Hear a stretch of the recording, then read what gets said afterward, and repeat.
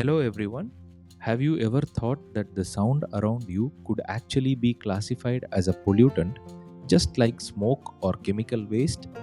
Today we are going to explore noise pollution and its powerful impact on our hearing health in the modern world. Noise is legally defined as the wrong sound occurring in the wrong place at the wrong time. Interestingly, the word noise is derived from the Latin word nausea.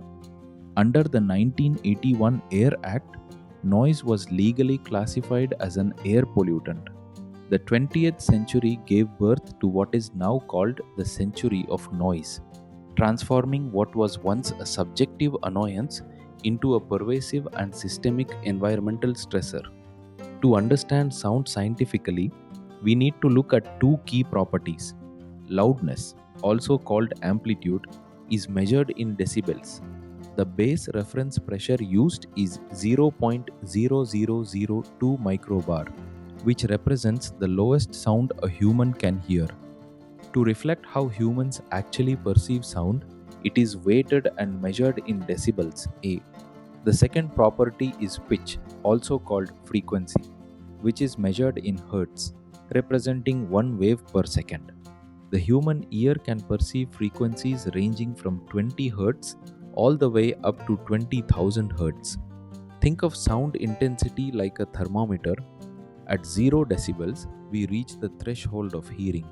Whispering measures around 20 decibels. Normal conversation sits around 60 decibels. Heavy street traffic ranges from 70 to 80 decibels. 85 decibels marks the maximum recommended limit for safety. Beyond that, a boiler factory reaches 120 decibels, which is considered the threshold of pain. A jet takeoff reaches 150 decibels, and anything above 160 decibels causes mechanical damage to the ear, including tympanic rupture. Noise sources surround us in almost every part of daily life.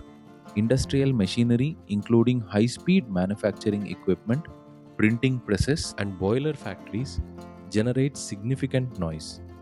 Transportation is another major source, including aircraft, railway junctions, heavy road traffic, and indiscriminate use of pressure horns. Community and recreational sources include loudspeakers during night festivities, public address systems, and large social gatherings. And even within our homes, domestic sources like vacuum cleaners, which generate around 76 decibels, along with household appliances and television sets, contribute to daily noise exposure. To measure and diagnose this invisible pollutant, specific instruments are used. A sound level meter measures raw intensity in decibels or decibels A. Decibel measures the absolute sound pressure level, while decibel A takes into account the human perception of sounds. An octave band frequency analyzer measures the noise spectrum to identify whether a sound is high-pitched, low-pitched, or variable. And an audiometer measures human hearing ability, comparing it against a 0 decibel baseline representing a disease-free young adult ear. Noise exposure creates a dual pathology in the human body. Auditory effects involve direct physical, mechanical damage to the inner ear, including threshold shifts and permanent cellular destruction. Non-auditory effects involve systemic physiological and psychological stress responses triggered by noise, which cascade through the cardiovascular and nervous systems. When diagnosing auditory damage, there are three important categories. Acoustic trauma is caused by short bursts of extreme noise, such as gunshots or blasts, and results in sudden immediate hearing damage or tympanic membrane rupture, typically above 160 decibels. Temporary threshold shift is caused by specific exposure to high-level noise, resulting in auditory fatigue, often accompanied by tinnitus or ringing. But this recovers gradually over several hours, up to 24 hours, in a quiet environment. Permanent threshold shift is caused by continuous, cumulative exposure month after month, resulting in irreversible sensory neural damage with complete destruction of the organs of corti in the inner ear a condition that cannot be cured by medical treatment. Noise-induced hearing loss follows a very specific pattern. In its initial stages, it leaves a distinct signature dip primarily localized at 4000 Hz before gradually spreading to other frequencies. This damage can be significantly amplified when noise exposure is combined with physical vibration, such as from jackhammers, or with ototoxic chemicals such as toluene or carbon disulfide. The damage caused by noise extends far beyond the ear. Physiologically, it induces hypertension, elevated blood pressure, increased heart rate, and sleep disturbance. It also causes specific visual disturbances, including narrowing of the pupil, altered color perception, and reduced night vision. Psychologically, noise decreases work efficiency and stimulates aggression. It directly interferes with speech communication since normal speech occupies the 300 to 500 Hz range and speech must exceed background noise by 12 decibels to remain intelligible. Ecologically, noise disrupts delicate predator and prey detection balances in nature and interferes with animal communication, reproduction, and navigation, ultimately increasing mortality rates in affected species. To defend against this invisible wave, a multi-layered mitigation strategy is required, structured as concentric rings of defense. At the macro level, urban planning and city zoning play a critical role. At the meso level, architectural and engineering controls come into play. And at the micro level, legal limits and personal protection form the final layer of defense. At the macro and meso levels, several controls are used.